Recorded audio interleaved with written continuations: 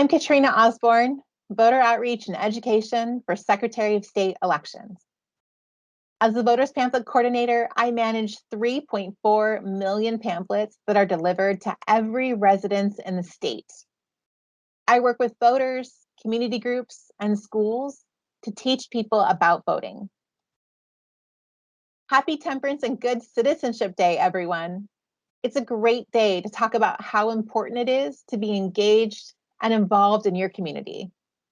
I'm excited because this is also your opportunity to register or sign up to vote. I can't be with you live today, so your instructor might pause the video for discussion or ask you to type answers into the chat. I have a question for you. If you could vote right now, would you? It's a really exciting time to register and vote. For decades, boomers, people who are 50 to 70, have dominated as the largest age group, but millennials and Gen Z are about to topple them. By the next presidential election, we are expected to have the largest age group in America. The only problem is most people 18 to 29, they almost never come out to vote. But think about it. If everyone 18 to 29 voted, they could decide future elections. And this is you soon. You and your classmates could decide future elections. If you're 16 or 17, you can sign up as a future voter and be automatically registered to vote when you turn 18. So while you scan the QR code and sign up as a future voter, let's look at how easy it is to vote in Washington state. We vote by mail here in Washington, and ballots are sent 18 days before the election to registered voters. You don't even have to know when the next election is. The ballot just shows up. This is why it's really important to keep your address updated so your ballot can find you. You can update by logging in to votewa.gov at any time. So you vote from home, on your own time, in your pajamas. No going to the polls. You use your local or state voters pamphlet for information on candidates and measures. Every general election, pamphlets are delivered to every residence in the state.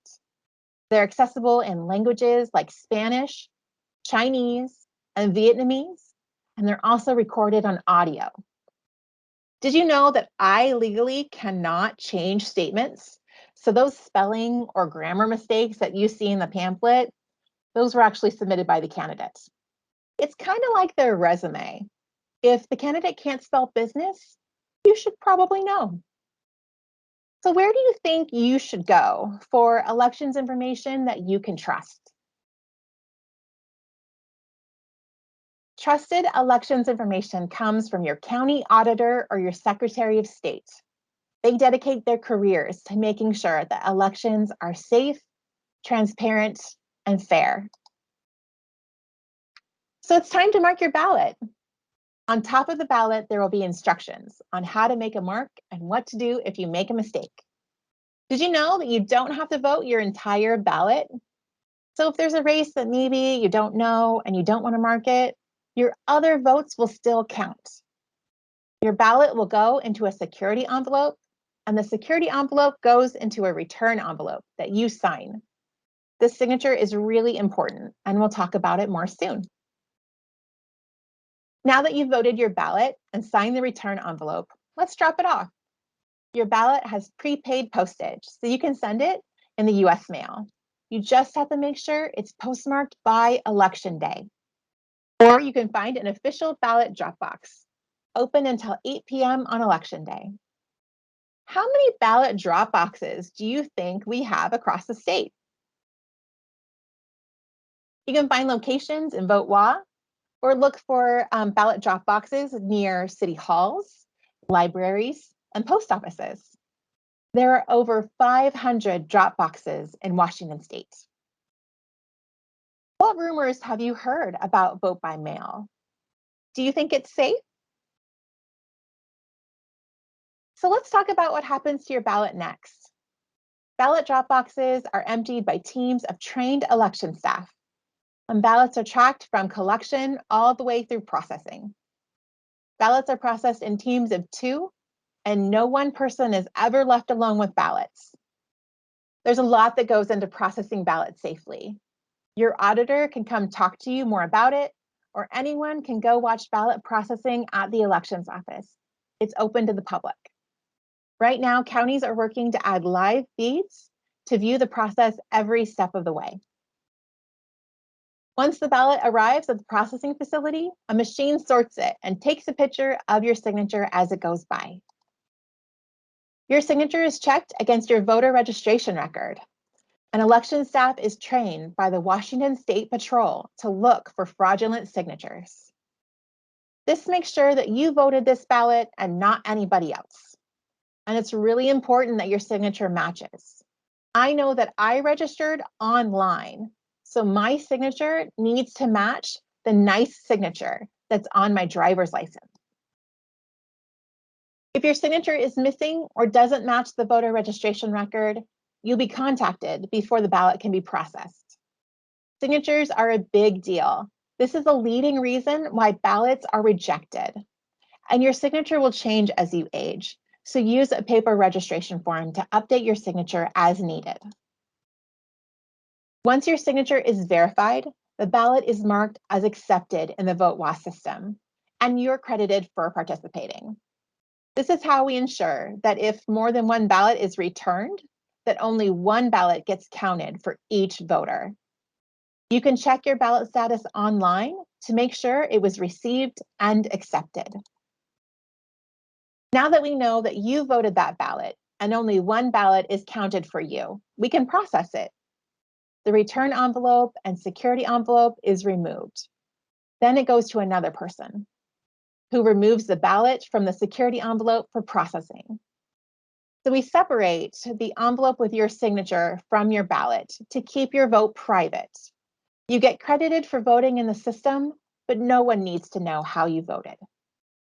Your ballot is reviewed for potential scanning issues like torn corners, and then it gets scanned and securely stored. Voting by mail is how we know that our elections are super safe. The best part about our paper ballots is that they can be easily audited and recounted. There's always 2 audit trails, paper and electronic. Elections offices have to report on every returned ballot. They report on if it was counted, and if it wasn't, why it was rejected. Ballots are scanned throughout the 18-day voting period, but we don't count all the ballots together until election night. Scanners are not connected to any form of network or internet, and the elections office as Secretary of State tests the equipment at the county before every election to make sure that it's working correctly. At 8 p.m. on election night, ballots that have already been scanned are tabulated, and the results are reported. Ballots continue to be processed and tabulated until certification. We certify the winners about 2 weeks after the election. What are some of the reasons why you should vote? And if you could run for public office, which one would you choose and why? Think about the issues that you care about: climate, housing, maybe tuition. These things are affected and sometimes flat out decided by the people you vote for. Maybe you're tired of hearing about that other Washington and all the fighting. Then get involved locally. The elections that have the greatest effect on your daily life, most people choose not to participate. The speed limit of the road that you drive on, the books that you read in school, how fast a first responder gets to you, these are all determined by local elected officials. I'm talking about mayors, city council, school board and fire districts. Those are the people that are elected in an odd year, like 2021 or 2023. Many local races are decided by a handful of votes, and we've seen tied races determined by a coin flip. So local elections affect you a lot more than you might think. Who are your elected officials? Which do you think has the biggest impact on your daily life?